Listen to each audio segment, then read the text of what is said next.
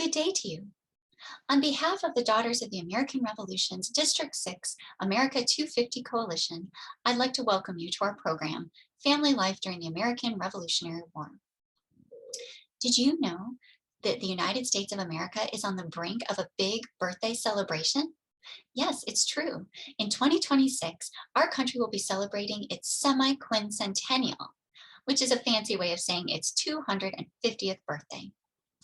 The Daughters of the American Revolution, also known as the DAR, is a nonprofit, non-political women's service organization dedicated to promoting patriotism, preserving American history, and securing America's future through better education for our children. Knowing this, it's no surprise to learn that the DAR is taking a lead role in the 250th birthday celebrations, nationwide, statewide, and also on our local community levels. The celebrations aren't just happening in 2026, though. In these years leading up to that big momentous event, we're also working hard in the DAR to provide programs, generate awareness and enthusiasm in our local communities for this upcoming event. And we are proud and honored today to be invited to be a part of the Revolutionary War Living History Day in Hillsborough. Now in 2026, when we are celebrating our 250th anniversary, we'll be commemorating and recognizing those events that happened in 1776 when our founders signed the Declaration of Independence, declaring the American colonies independence from Great Britain. But if you've studied American history, you know that that Declaration of Independence did not mark the end of America's struggle for freedom. Indeed, in many ways, it just marked the beginning. Because in 1776, America was just in the early stages of fighting a war against Great Britain. And in order to secure our freedom, we needed to win that war. When we think of the American Revolution, we often think of those great battles that were fought. We think of leaders such as George Washington, and we think of our founding fathers signing the Declaration of Independence. But there's another side to the American Revolution as well. What about the women, children, and families who were not on the battlefront, but who were at home while their men were away fighting in the war? How did the war impact these women and children? What contributions did they make to the American Revolution? What sacrifices were they called upon to make in order to help secure America's independence? This program today will shed light on those families, the women and children whose sacrifices are perhaps less well known, but equally as important to those that were made on the battlefield. We hope that you will enjoy this program today. Thank you.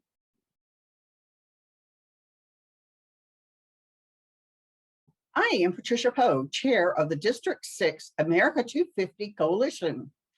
Today, my friend Stephanie Mulligan and I are going to talk to you about what family life was like during the American Revolutionary War. The decision to leave England and to sail to the New World was a difficult one for most settlers. Their reasons to leave were varied, from the desire to escape religious persecution to escaping an illegal past, or wanting to live in a brave new world where they could prosper. Whatever the reason for migrating to the shores of America, settlers arrived full of hope and determination. Life was not easy. At times it was uncertain and even frightening. The families had only what they carried with them, which included meager belongings, seeds from home, and a few items from their former life. But the colonists eventually learned how to live in their new land, often with the help of Native Americans that taught them how to survive. They built houses, towns, shops, churches, and schools.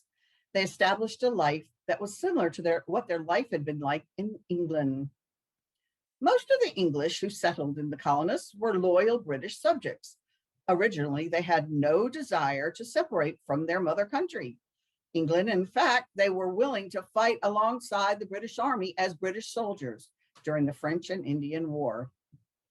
Colonists tended to feel more independent because of their distance from England, the large number of educated men who came over with them, and the establishment of their own colonial legislature. They actually paid less taxes than people who lived in England and any other British colony. The colonists and soldiers often socialized with the townspeople and attended the church together attended church together. It was considered a triumph if the young girl married an officer.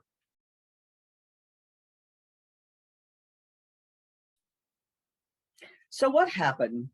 The colonists considered themselves full citizens of Great Britain with all the rights and responsibility that implies. But England began to have problems with many of their colonies around the world, and as well as trouble paying for the French and Indian War, or as they called it, the 7 Years' War, which they claimed we owed a debt to them for them fighting it for us. British subjects that lived in England were represented in Parliament.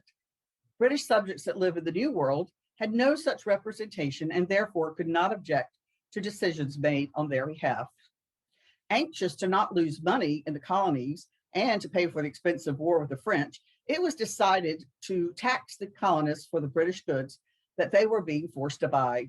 The Stamp Act was broadly opposed and was never really collected. Much of the leaders of the colonies would have preferred a peaceful resolution to the conflict, but it became obvious that they had no voice, no representation, and nobody was listening to them. The Townshend Act followed. The colonists boycotted the British goods and then began harassing customs commissioners. The British sent troops to Boston. The Boston Massacre followed, leaving 5 colonists dead and 6 injured. The Townshend Act was mostly repealed, but it was replaced by the Tea Act, restricting the colonists by who in the world they could trade with, which resulted in the Boston Tea Party. The British Crown then came up with the coercive acts, including the Quartering Act, ordering the colonists to pay for the maintenance of the British soldiers, as well as feeding them and finding houses for them. Many prominent leaders finally agreed enough was enough. Thomas Jefferson penned a document listing 27 abuses committed by King George III and Great Britain against the colonists. They had no choice.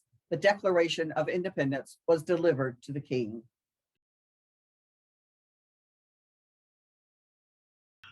A country divided. Once the Declaration of Independence was signed, Americans essentially had to pick a side to support. You really didn't have a choice. This, of course, divided families and communities. People fell into 3 equally divided camps. Loyalists were people who believed the king had the right to rule the colonies. They supported the British Army, also called redcoats or lobsterbacks. Patriots were people who believed the 13 colonies had the right to rule themselves, and they supported the Continental Army or Minutemen. There were many different reasons why colonists were patriots or loyalists. Sometimes they chose sides according to what was happening in their own communities and what their personal needs were. For example, if someone you didn't like did not want independence, you might take the revolutionary side. Likewise, if a local rival were the ones who were talking up independence, they might become known as loyalists simply because of their rivalry with the patriots. There was real danger in being a patriot. You were a traitor to your country, and loyalists would burn down the houses of patriots and salt their fields. It was a very big deal and very brave to stand up for independence. Interestingly, social and economic status did not dictate one's choice of side during the Revolution. Mixed motives pulled men and women in a variety of directions, and some changed sides with ease. In fact, the American Revolution is remembered as a war of thirds. Of colonial America's population of 2.5 million people, roughly 1/3 remained loyal to Great Britain, while another third committed themselves to the cause of independence. The remaining third was unaffiliated or only chose to join a cause at times while continuing their daily lives as best they could. It was difficult to stay neutral, though.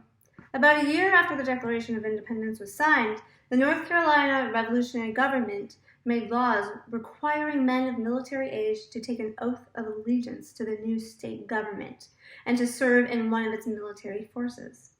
Exceptions were made for members of 4 Christian religious groups that were widely recognized as pacifists.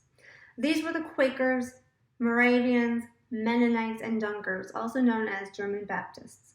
The state's government allowed members of these 4 groups to avoid military service by paying taxes 3 or 4 times higher than the usual rate. but pacifists other than the members of these 4 religious groups were not allowed to get out of military service. So how would they show support?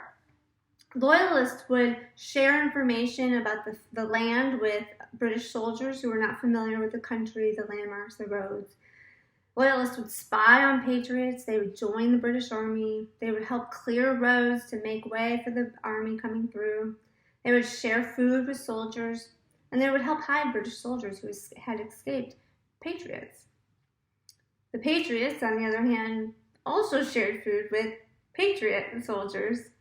They turned in all their lead for weapons. Patriots stopped buying English products, including tea, so they would drink coffee in order to show their support and allegiance. They also flew the new national flag, which was designated officially on June 14th, 1777 by the Second Continental Congress.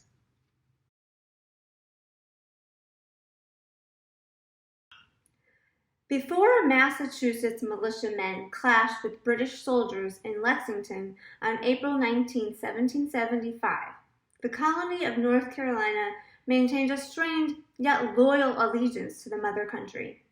Nevertheless, there were rebels from North Carolina whose actions ultimately played a huge part in the larger picture of the war and influenced major events, and these include the Regulator Movement and the Edenton Tea Party. The Regulator Movement began in the late 1760s in response to high taxes from Britain and from fear of corrupt royal officials. It was primarily made up of small farmers who were fed up with the high taxes that they were unable to pay. At first they tried protesting, but that proved ineffective, so they stopped paying taxes altogether. As tensions built, the Regulators confronted Royal Governor Tryon and Colonial Administrator Edmund Fanning, but both sides were unable to avoid violence. In September 1770, the Regulators assembled in Hillsborough, which was the court seat for the Piedmont, in an attempt to disrupt the court sessions. The Regulators, armed with clubs and whips, packed the courthouse and demanded to be members of the jury. Outside, other Regulators attacked a lawyer and then entered the courthouse and beat up Colonial Administrator Edmund Fanning. The judge fled town to avoid the violence. While Fanning eventually escaped, the Regulators looted his home, paraded his effigy through town, destroyed a church bell, and broke merchants' house windows around Hillsborough. 4 months later, in January 1771, the North Carolina Assembly passed the Johnston's Riot Act, which was an attempt to control the violence that they felt was instigated by the Regulators. The act gave Governor Tryon the power to use the local militia to enforce the law. By March, the crisis was reaching a boiling point. Judges in Hillsborough, unable to hold court or fulfill their duties, wrote to Tryon pleading for militia protection. Militiamen started marching from New Bern toward Hillsborough in April in an attempt to stop the Regulator riots and bring peace back to Hillsborough. Unfortunately, on May 16, 1771, after several negotiated attempts to avoid bloodshed, Tryon ordered his men to move toward the Regulator encampment along Alamance Creek. Although the Regulator numbers have been estimated to be between 2,000 and 6,000 men, they didn't have an experienced commander or enough ammunition to last through the battle. Some men didn't even have a musket. In contrast, Tryon only had around 1,000 men, but his men were well organized and experienced. The Regulators were no match for Tryon, his artillery, and militia. The battle lasted only 2 hours. Governor Tryon took 15 prisoners, hanging one of them on the battlefield. The rest were taken to Hillsborough for trial. After the battle, over 6,000 Regulators signed an oath of allegiance to the British Crown. Surprisingly, many associated with the movement did not support the American Revolution and stayed loyal to the British. Generally, public opinion in North Carolina did not support the Regulator Movement, and many sided with Tryon. Of the 15 men captured by Tryon, 7 were executed by hanging, and 6 were officially pardoned. The site where the regulators were hanged was memorialized in 1963 by the North Carolina Society of the Colonial Dames of America. Visitors to Hillsborough can see the marker behind the Orange County Board of Education.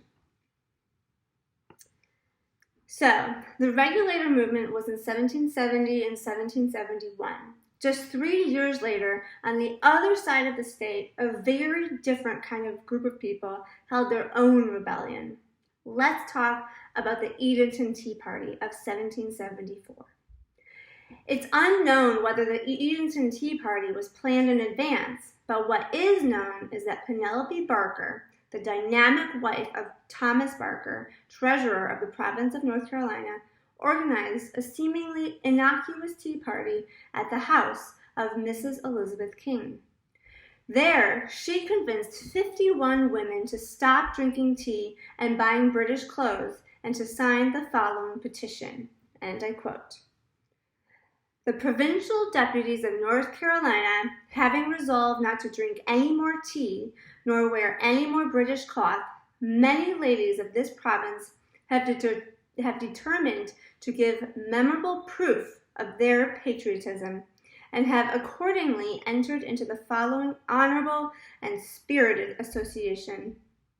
I send it to you to show your fair countrywomen how zealously and faithfully American ladies follow the laudable example of their husbands, and what opposition your matchless ministers may expect to receive from a people thus firmly united against them. We cannot be indifferent on any occasion that appears nearly to affect the peace and happiness of our country, and it is a duty which we owe not only to our near and dear connections, but to ourselves." The petition shocked the British and loyal colonists. London magazines labeled the women uncontrollable. The Edenton Tea Party was one of the earliest organized women's political actions in the history of the United States. Before the 1770s, women didn't sign petitions, but in Edenton, politically aware women expressed publicly not only a love for their families, but also for liberty and for country. And just recently, all 51 of the women who signed the petition are now recognized as patriots. Gay Davenport of the Major Benjamin May chapter of the Daughters of the American Revolution has worked diligently to compile and write evidence to support the argument that these ladies showed patriotism in their actions and therefore deserve to be recognized as Daughters of the American Revolution patriots.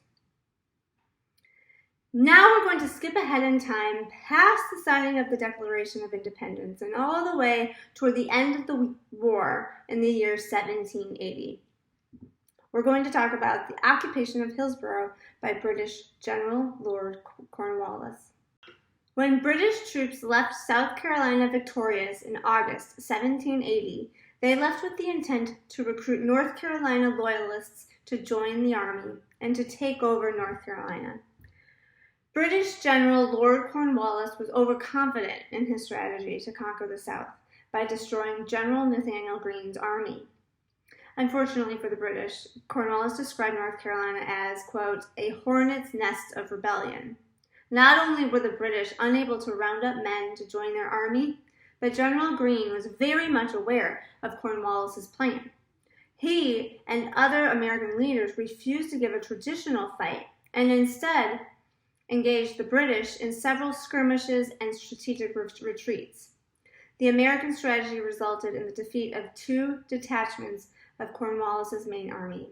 One led by Patrick Ferguson at Kings Mountain in October 1780, and the other led by Bannister Tarleton at Cowpens in January 1781. Essentially, Greene led Cornwallis all over the state, which exhausted his men, his supplies, and his food. A weary and frustrated Cornwallis at last gave up chasing Greene in February 1781, and he marched into Hillsborough, where he proclaimed the restoration of royal rule, as he had tried to do in Charlotte a few months earlier. Hillsborough residents were no more receptive to this decree than the citizens of Charlotte had been, and Patriot forces began attacking isolated British troops everywhere. General Lord Cornwallis and his 1,900-man army left Hillsborough after just 6 days. When they did depart Hillsborough, Cornwallis took along with his army a number of prisoners. He apparently unintentionally left several soldiers behind. As in his order book, he mentioned soldiers of his being captured by the enemy when they straggled out of town looking for whiskey. After the Battle of Guilford Courthouse on March 15, 1781, Greene moved into South Carolina while Cornwallis chose to march into Virginia and attempt to link up with roughly 3,500 men under British Major General Phillips and American turncoat Benedict Arnold.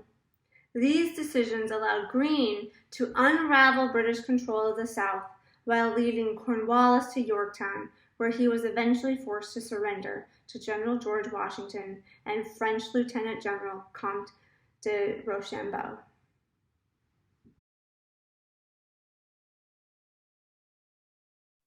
Most people's lives were affected by the Revolutionary War, even if they did not actively fight, because of economic chaos, displacement, and loss of life.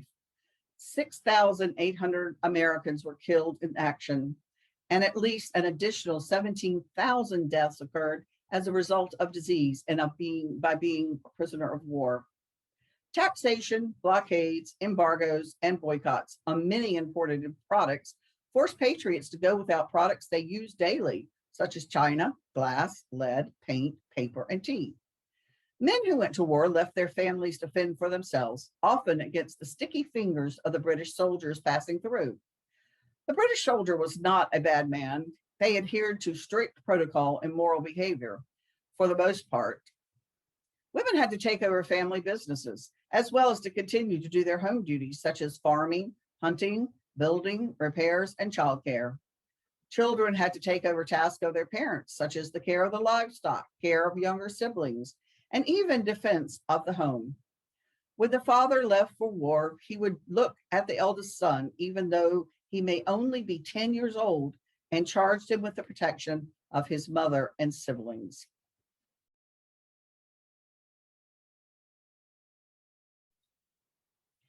The war disrupted education throughout the 13 colonies, though northern schools in bigger cities did fare better.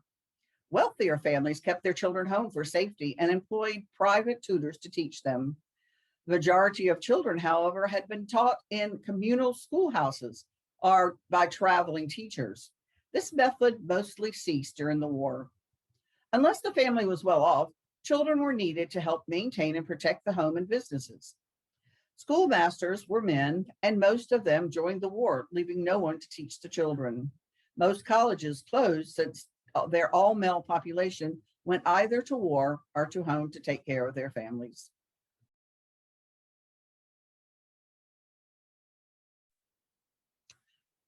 If your home, family, or town was in the path of the advancing armies, you either fled and temporarily located with family and friends elsewhere, or accepted the conditions brought on by having the army set up camp near you and stayed ready to defend your home. The sounds of cannon and musket fire in your fields and towns was very disturbing and frightening to families.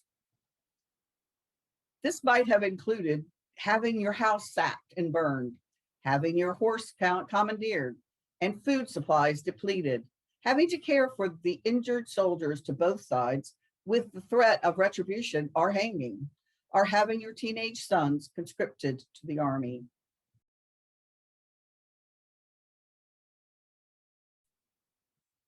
The Quartering Acts provided British soldiers with places to stay in public buildings, barracks, empty barns, etc. But the number of soldiers that needed housing increased so much during the war that the officers insisted on using private homes as well, though supposedly with the owner's agreement.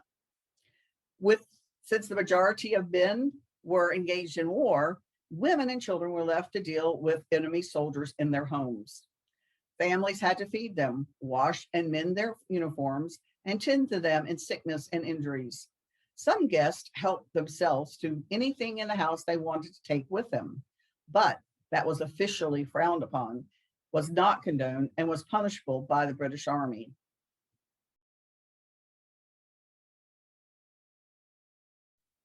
Camp followers were women and children who, for different reasons, chose to follow the army. Many families traveled with the troops either because they wanted to stay near their husband, father, or son, because they had no place to live or food to eat, or they needed employment. Jobs performed by women were especially important to the success and morale of the armies. Women washed and mended uniforms and nursed the sick and are injured. Sometimes they cooked, although surprisingly, mostly the men did the cooking. Children fetched water, carried messages, cleaned, and if they could, played the fife, bugle, or drum. Camp followers received rations and sometimes paid for their specific tasks like mending or fifing. Sometimes camp followers were generally considered a nuisance that slowed the army down. George Washington really thought they made the Continental Army look ragtag. Plus, it was hard enough to feed the men, much less the camp followers.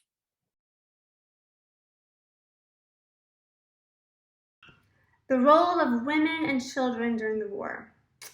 Though the majority of the fighting was done by men, there are many recorded cases of both women and children taken to the battlefield.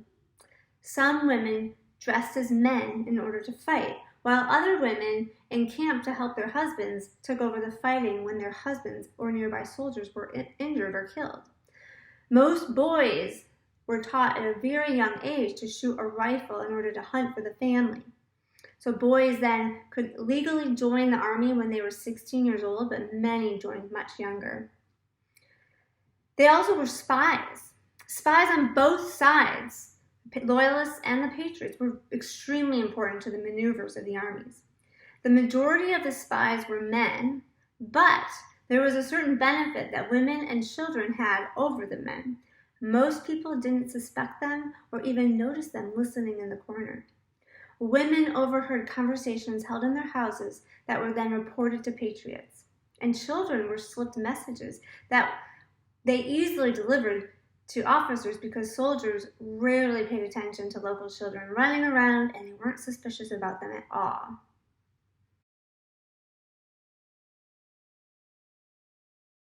Now let's talk about some of the amazing women of the Revolution. Because she was a pacifist Quaker, Lydia Darrow's house was used by the British as a meeting place where they planned a surprise attack on General Washington and his men nearby. She personally delivered the information to Washington's troops, turning a British victory into a disappointment. Hannah Blair was a Quaker who, although sworn against violence by her religion, wanted to support the Patriot cause. She protected soldiers passing through, giving them medical help and food, carried secret messages, and mended uniforms. Nancy Hart from Georgia was forced to cook a meal for the British soldiers. She shot and killed 2 of them with their own muskets. Later, she disguised herself as a crazy man in the British camp and gathered vital information for the Patriot cause. Kate Berry helped General Morgan defeat Cornwallis at the Battle of Cowpens in South Carolina by providing him with details of the land and where the Patriots were located. Margaret Corbin was the first American woman to receive a pension as a soldier.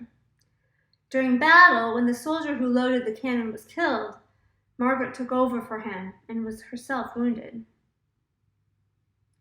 Deborah Sampson cut her hair and dressed as a man so she could fight for the colonial army under her brother's name. She was wounded in battle, which gave away her secret to the doctor, but he did not tell anyone. She was given an honorable discharge at the end of the war. Sybil Ludington is known as the female Paul Revere for riding in the night to warn the Patriots of the approaching British. Her ride was much longer than Paul Revere's, as she quickly rode to many villages to inform them that the British were near. Thanks to her, the Patriots forced the British back to Long Island. Mary Ludwig Hayes Macaulay was a water girl for the Army. She brought refreshments to them in battle. She womaned an artillery cannon in her husband's place when he was injured in battle. General Washington commissioned her as Sergeant Molly Pitcher. Esther Reed formed the largest women's organization during the Revolutionary War. They sewed warm shirts for the soldiers. Prudence Wright gathered the women of Pepperell, Massachusetts one night while the men were out looking for British soldiers. Her husband David, along with other patriotic Pepperell men, responded to the war's first shots at Lexington by marching to a nearby town to intercept advancing British troops. Meanwhile, Prudence spearheaded a novel and ingenious venture for the women left at home, a female militia. Dubbing themselves the Minute Women, Prudence, who had been elected as the militia's captain, and about 30 to 40 other townswomen, dressed as men, shouldered muskets, wielded pitchforks, and marched to Jewett's Bridge. It was here on the Nassau River that the Prudence Right Guard planned to intimidate the approaching redcoats. The courageous women successfully stopped the British, captured several soldiers, and intercepted vital dispatches regarding troop movements. To this day, a marker near Jewett's Bridge honors the event, reading, "Near this spot, a party of patriotic women, under the leadership of Mrs. David Wright of Pepperell in April 1775, captured Leonard Whiting, a Tory who carried treasonable dispatches to the enemy at Boston." Both Prudence and her husband continued to fight for independence throughout the war while raising their 11 children. Prudence died in 1823. Her epitaph reads, "In memory of the captain of the Bridge Guard." Penelope Barker led more than 50 women in the Edenton Tea Party, which was a non-violent protest against taxation without representation. She wrote up a declaration against the use of tea and clothes made from British cloth.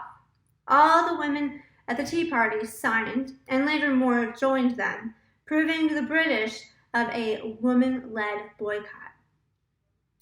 Mercy Otis Warren advised presidents and generals while writing political plays, becoming perhaps one of the most influential women in American history. She's considered by some to be the first American woman to write primarily for the public rather than for herself. She also wrote the first history of the Revolutionary War.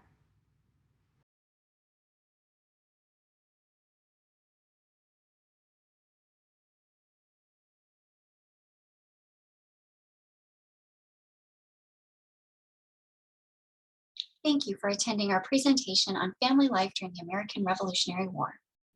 It is crucial to understand the sacrifices made on all fronts in order to truly appreciate the men and women who gave up so much, their property, their homes, their livelihood, and in many cases, even their lives, in order to secure America's independence from England. If you or someone you know is interested in service, patriotism, education, or historic preservation, we hope that you will consider joining the DAR. As one of the most inclusive genealogical societies in America, DAR currently consists of over 190,000 members in 3,000 chapters across the United States and internationally. Any woman age 18 and older, regardless of race, religion, or ethnic background, who can prove lineal descent from a patriot of the American Revolution, is eligible for membership. In order to learn more about membership or just to learn more about our organization, we invite you to visit our website, www.dar.org. Thank you and have a wonderful day.